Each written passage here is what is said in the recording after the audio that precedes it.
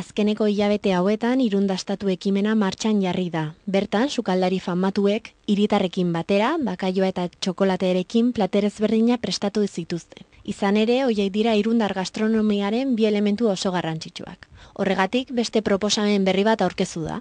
Irun dastatzeko menua deiturikoa, non hiritarrek jatetxe ezberdinetan egongo diren menu itxiak probatu ahal izango dituzte.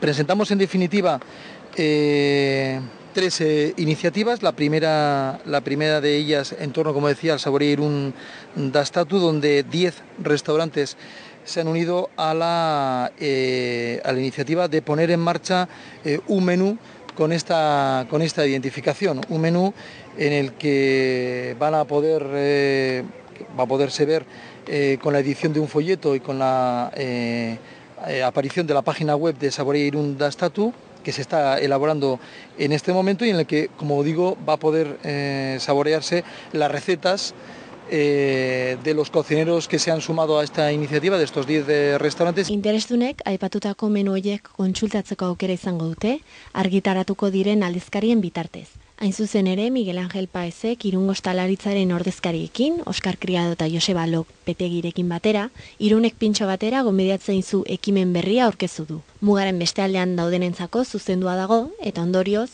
autobusen ordutegia zabalduko da.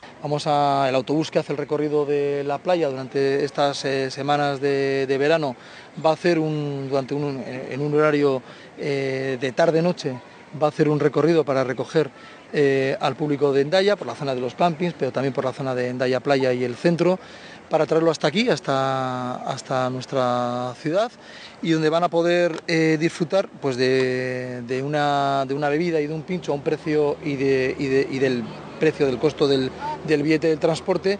Lo van a hacer en un precio cerrado. Azaldutako proposamen hau Irunsen ibilbide komertzialarekin bat egiten du. Hiriko ostalarien laguntza oso garrantzitsua izan da, ideia horiek guztiak aurrera eraman ahal izateko. Jakimina dutenek beharrezko informazioa turismo bulegoan dauden liburuzketan aurkituko dute.